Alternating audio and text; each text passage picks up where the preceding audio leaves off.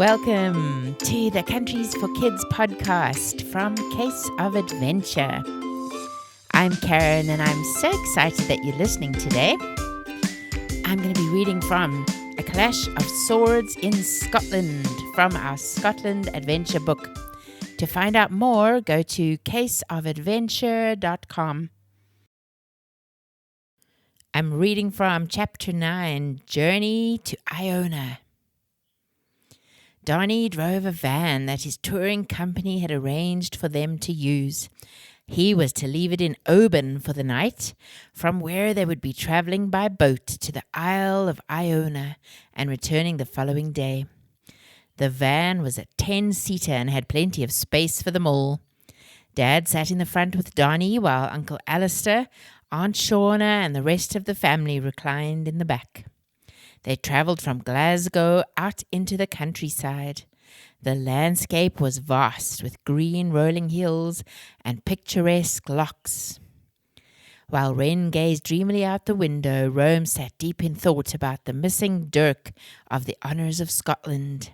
He pondered the words, Jacobite symbol. It must mean a symbol the Jacobites used. Hopefully we'll learn more about that when we get to northern Scotland. Loch Lomond is the largest body of fresh water in mainland Britain, Donnie told them. You can enjoy boat rides or canoeing on it. It's an important source of drinking water for people in this part of Scotland.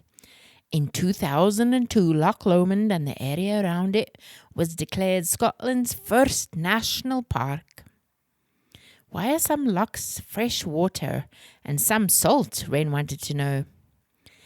The salt lochs are tidal inlets near the coast, Donnie told her. The freshwater lochs can also be influenced by salts which are blown in from the sea. There are 30,000 freshwater lochs in Scotland. Loch Lomond also has the most islands of any loch, about 40 of them. Have a wee count and tell us if ye agree, grinned Uncle Alistair. They parked near the lower end of Loch Lomond and collected a map at the visitor centre, planning to do a little walking in the area. We have about an hour before we need to move on, Donnie told them. They wandered along next to the magnificent loch. If you look north towards the mountains, you might get a glimpse of snow left over from the winter. The children turned to look. I see the white tops, Libby responded. It's beautiful. Oh, look, said Jake. What's that in the water? I do believe it's an otter, Uncle Alistair told him enthusiastically. The little tykes love rolling around in the water, looking to catch their spot of fresh fish. Donnie continued. Aye, the otters are fascinating to watch. You may see some red deer around here too. They're very large for deer. Also, red squirrels love these trees. They're adorable with their red coats, tufty ears, and big bushy tails. They love to run around the treetops and jump from tree to tree, chasing each other and searching for nuts. Rome kept looking up into the trees, hoping to catch a glimpse of a red squirrel. They walked through the woods to a small clearing and lay back on the grassy bank to enjoy the view. As Wren looked up, she saw a majestic bird soaring above her. Is that an eagle? She asked as she sat up. I do believe so. Well spotted, Donnie congratulated her. One of Britain's most iconic and majestic birds. They have huge eyes and can spot their prey from way up there.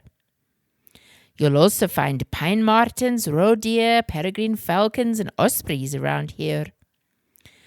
We'll have to look up some of those when we get home, Mum grinned at the children.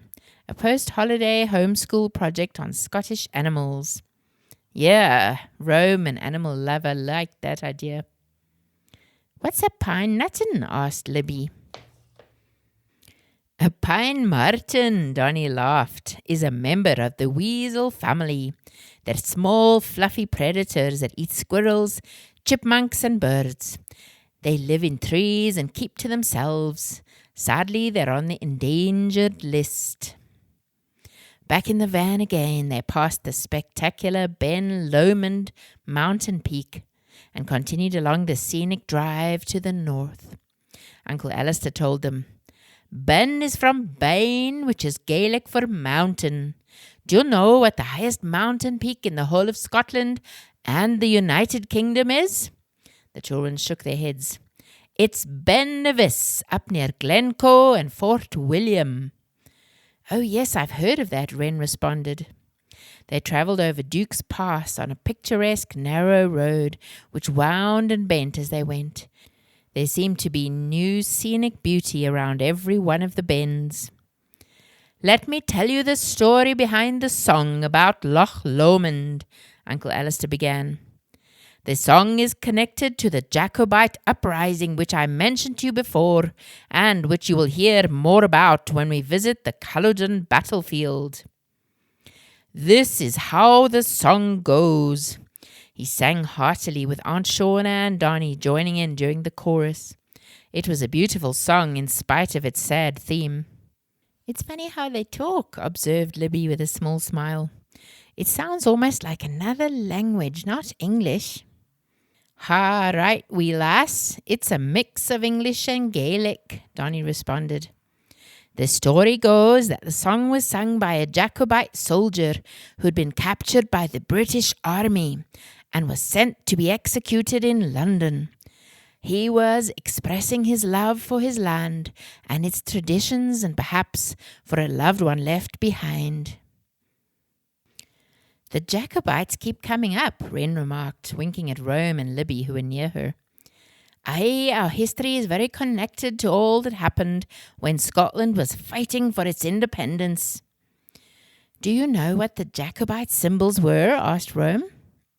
I think there were various symbols the Jacobites used to keep their communications with each other secret and to be able to recognize each other without being discovered, said Uncle Alistair.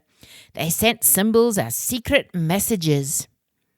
The children digested this exciting input in silence for a few minutes, each of them wondering what the implication of their discoveries would be for Ian and the missing Dirk. The drive from Loch Lomond to Oban was 1.5 hours long. Once they reached Oban, they would take a ferry across to the Isle of Mull, a bus over Mull, and then another ferry to the tiny island of Iona, where they would be spending the night. A rainbow of coloured flowers was visible in the glens as they passed through. Reds, greens, yellows and browns showed beneath the mist that was descending over Kilchurn Castle and Loch Awe as they passed.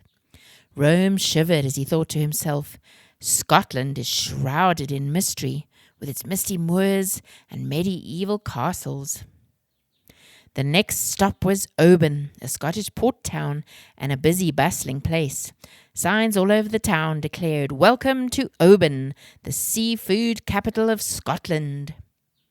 There was an unexpected mix of splendid architecture and bright, colourful historic buildings. McCaig's Tower, a Colosseum-like structure, was set on the hill.